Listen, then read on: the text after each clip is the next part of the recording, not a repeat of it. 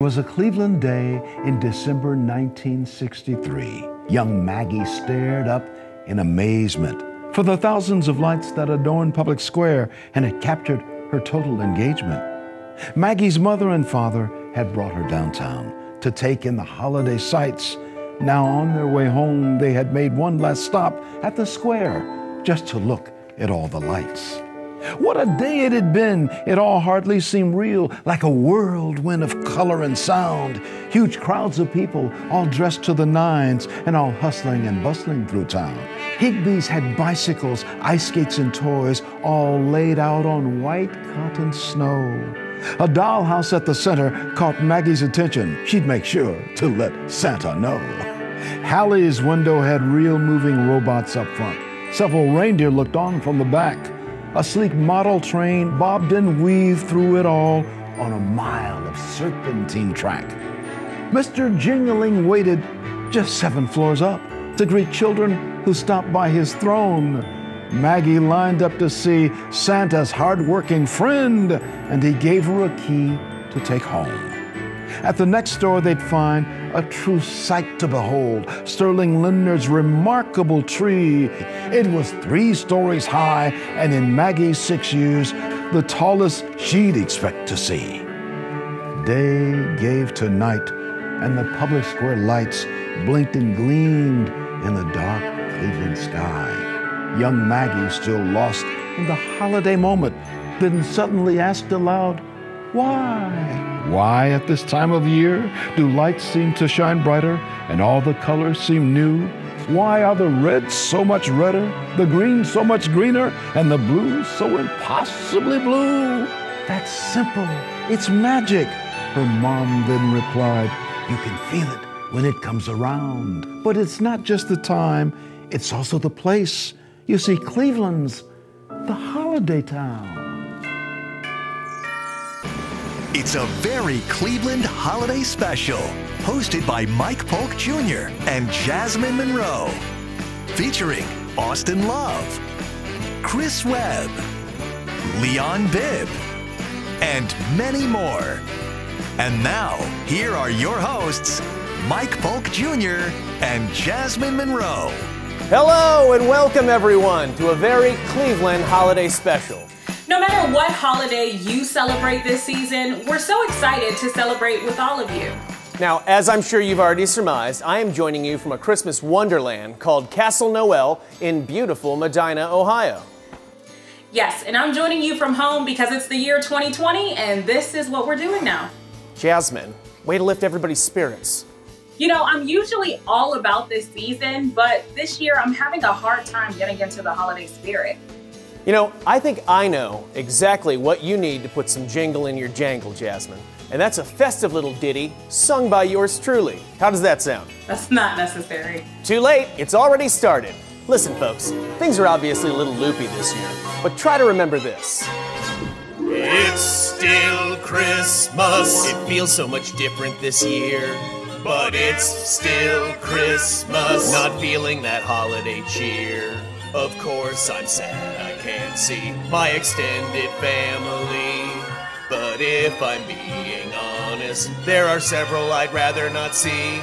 And it's still Christmas. No visiting friends across town. But it's still Christmas. No stressing and driving around. A Christmas in a year like this is best spent lying down. And it's still Christmas this year. Thanks, Mike. That was sweet, but I think it's gonna take a little more than a musical number to cheer me up. Well, good news, because we literally have a whole half hour dedicated to this. So strap in, friend. Gingerbread! Woo! Folks, if you grew up in our little neck of the woods, you are most likely aware that much of the classic holiday film A Christmas Story was shot right here in Cleveland. But how well do any of us really know that movie? Leave it up to our trusty anchors to clue us in on some of the Christmas Story facts you may not have even realized. The role of Mr. Parker, Ralphie's father, was originally offered to Jack Nicholson, but casting him and paying him would have meant doubling the budget. You can't handle the truth. So that part went to Darren McGavin. The boy in the goggles waiting next to Ralphie to see Santa is not an actor. He was a regular kid in the department store, and the director decided to use him in the scene. I like the Wizard of Oz. Yeah. The movie is based on the work of Gene Shepard, whose hometown of Hammond, Indiana, even put up a bronze statue of the famous flagpole scene to commemorate the author and the film. Black double dog, dare ya! The Santa scene inside the department store was shot at Higbee's in downtown Cleveland. It later became a Dillard's and is now home to the Jack Casino. 3 of those fragile leg lamps were made for filming, and fittingly, all 3 were broken during production. What a great laugh. In the beginning of the movie, when they're in front of Higbee's, there's an RTA sign on the building in the background. The Greater Cleveland RTA did not even exist until about 1975. The name of the street that Ralphie's family lives on? Cleveland Street. Due to this film's popularity, the Daisy Rifle Company started producing Red Ryder BB guns for sale during the Christmas season. In 2012, the United States Library of Congress added A Christmas Story to the National Film Registry. Clevelanders from all over town donated their vintage cars for filming to help create an authentic feeling of 1940s America. Higbee's kept the Santa slide that was created for that film and used it for several years after the film's release.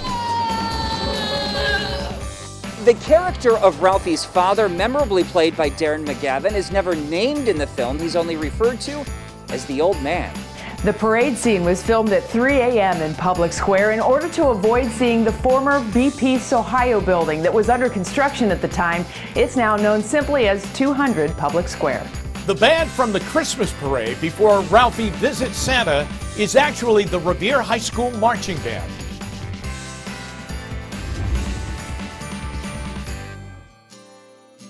Well, Mike, that was both jolly and informative. It's amazing how the little movie made here in Cleveland has become such a big part of the holidays for so many people. It is. Of course, the old man steals that film as far as I'm concerned, and he's always reminded me of my own father in many regards. My dad's also a skosh hot-tempered and no stranger to long strings of expletives, but he also has a big soft spot for the holidays. So I asked him to share why it's always been so special to him. This is my giant father, Mike Polk Sr., and he's as sentimental as he is large. The man loves Christmas, Cleveland, family, and reminiscing like nobody's business. I thought this special might be a good opportunity to finally put his wistfulness to some good use.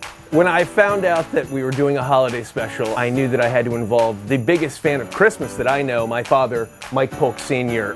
So thanks for doing this. Well, my pleasure, Mike. Anything I can do to talk about the holiday, I'd love to. If anybody needs proof of how you are such an ambassador for Christmas, all they really need to do is look around this house.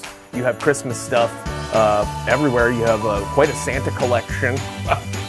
It's just stuff I've sort of accumulated over the years, and yeah, you know, they make me happy. I have some of them out all year round. You also were raised in Brunswick, and that's where you had your Christmases. What was that like? We didn't spend much time at home because we had a lot of traveling to do that day. We'd go over to the Kellys, my mother's side of the family, and first we'd see which new cousins we had because it was a good Irish Catholic family, you know. Meet some people.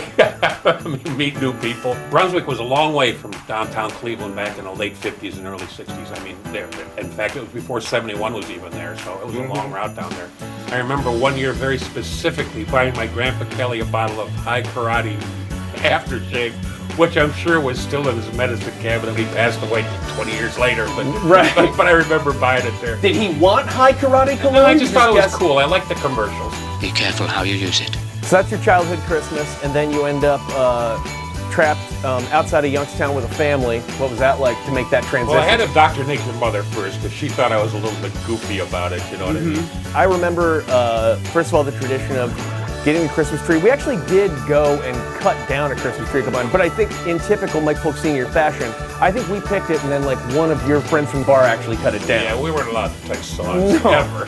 But it was nice that we got... I hope that's a lesson you learned. I've never gone near one.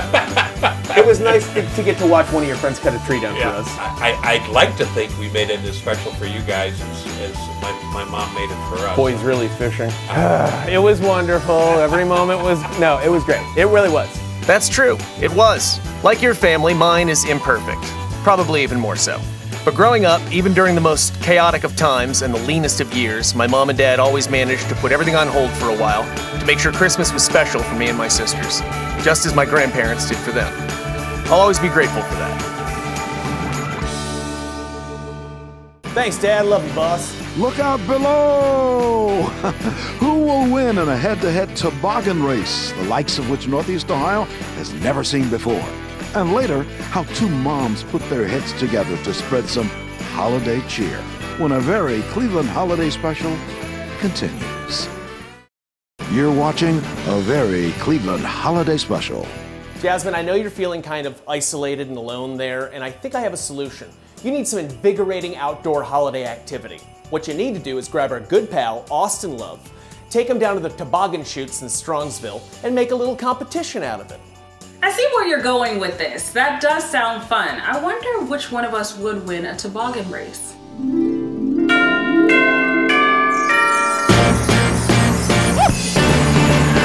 There's no better Northeast Ohio tradition than completely freezing and flying down a sheet of ice. And hey, there's no better place to do it than at the toboggans at Halle. What's up, Jazz? Hey, make sure you're 6 feet away, buddy. Thanks. So we decided to head out here for some friendly competition. First one down wins. With the bone-chilling 70-foot drop, toboggans can top out at speeds of 50 miles per hour. You want to duck down, get as tight as you can, make yourself aerodynamic.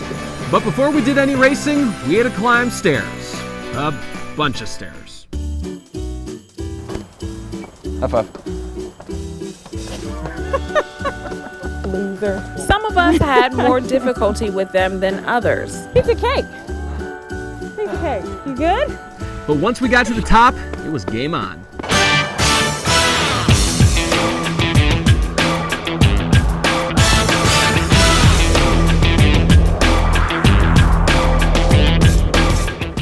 My strategy was pretty simple. Look good and get this over with. Meanwhile, Austin was way too concerned about his hair, and look at that suit. Ugh. I'm going to start fast. I'm going to go fast. I'm going to continue to go fast. And I'm going to end fast. Okay. Not a hair out of place in the process.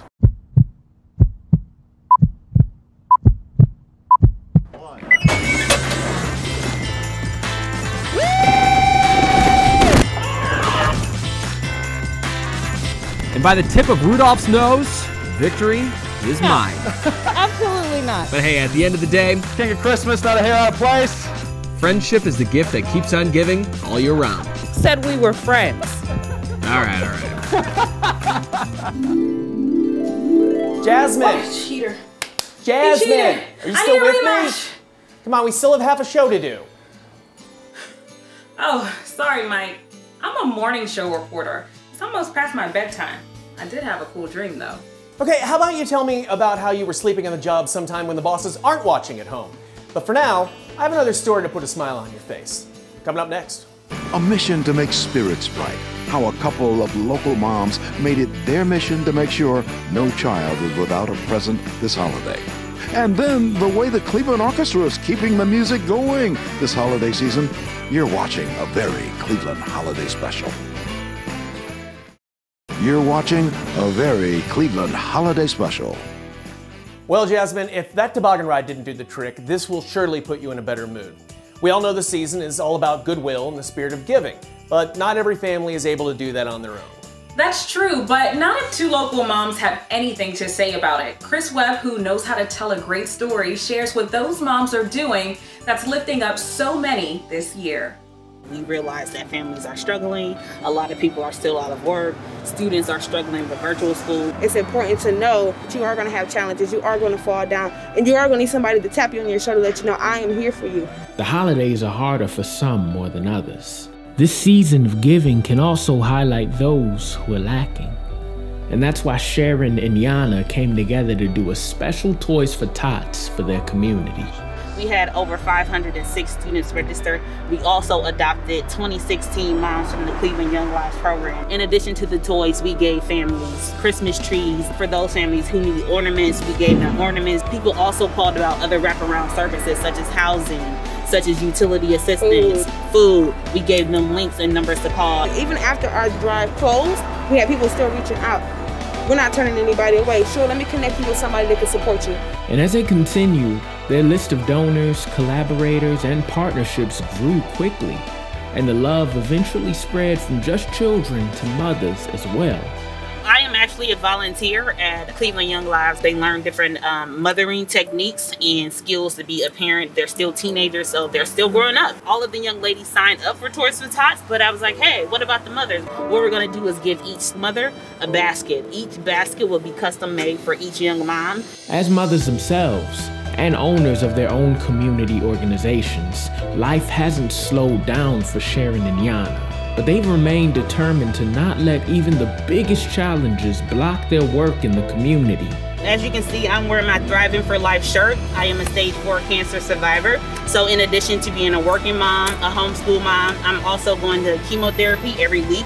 I do not let that stop me. I also want to be an inspiration to anybody else who has cancer who feels like they can't continue their life. The IV stands for stage 4, and thriving means that I'm going to thrive in every aspect and continue to move forward. And moving forward, no matter who you are, it's a call for Sharon and Yana. There is literally no excuse that keeps them from doing the work, and their encouragement is for you to join in. Understand that the work is needed. It's necessary. It may not feel like it, but your consistency is going to pay off. I would encourage everyone to be resilient, to fight the good fight, and to keep going.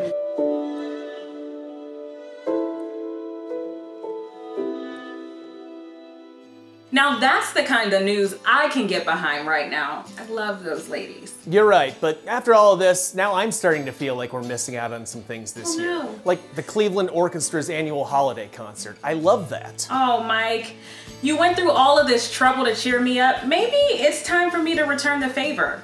Next. The sounds of the season, as only the Cleveland Orchestra can play them. How you can catch its annual concert without leaving home, when we wrap up a very Cleveland holiday special.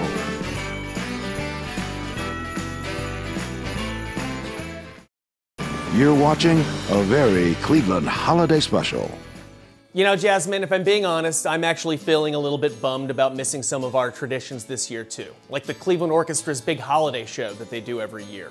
I get it. It's one of those things that really screams Christmas in Cleveland. I actually have some good news for you though. Our world famous Cleveland Orchestra has some plans that should really just be what the doctor ordered to keep the tradition alive.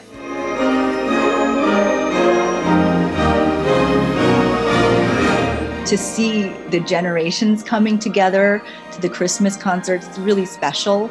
And I could tell, even in my first season, what an important part of the holiday season it was to so many people in the Cleveland community. December at Severance Hall is usually a magical time of year. I just remember just gasping when I came in. I was like, oh my gosh, this is so beautiful. It really felt like, you know, quintessential holidays and Christmas. But this year, things look very different for the Cleveland Orchestra. I speak to you today from an empty Severance Hall. The pandemic halting the music unexpectedly in March. I remember so clearly that last concert where we were playing the Schubert Great Symphony. And it was just like, it just hit us. We're like, we might not see each other again for a couple months. For assistant concertmaster Jessica Lee, the last 8 months have been a time of reflection. You know, and just kind of being separated from everybody.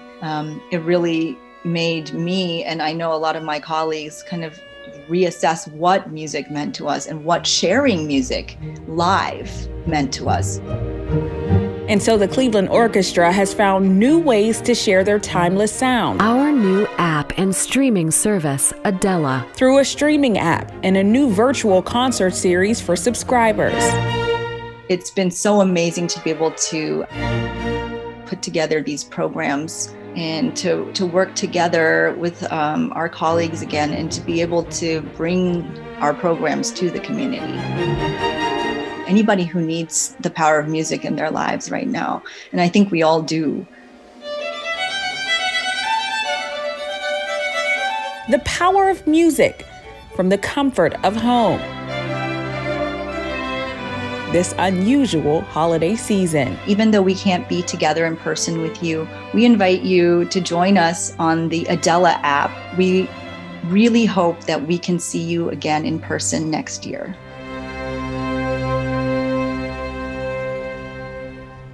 Well, I know what my cat and life partner McDuff and I are doing this Saturday night. Thanks, Jasmine. So there you have it, folks. We brought you music, memories, fun, movie trivia. And we took you tobogganing. We showed you how people are being kind to one another this year and how traditions are alive and well, even if they look different. And no matter how far apart we are or how or what we celebrate, it's that time of year to do just that, celebrate. Thanks to all of you for being with us for this very Cleveland holiday special, and have the happiest of holidays this season.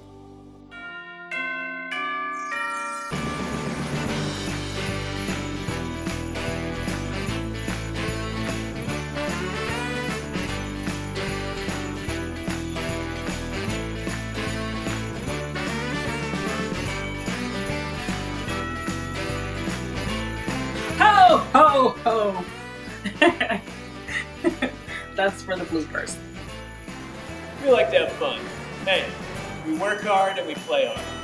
Am I right? I don't like my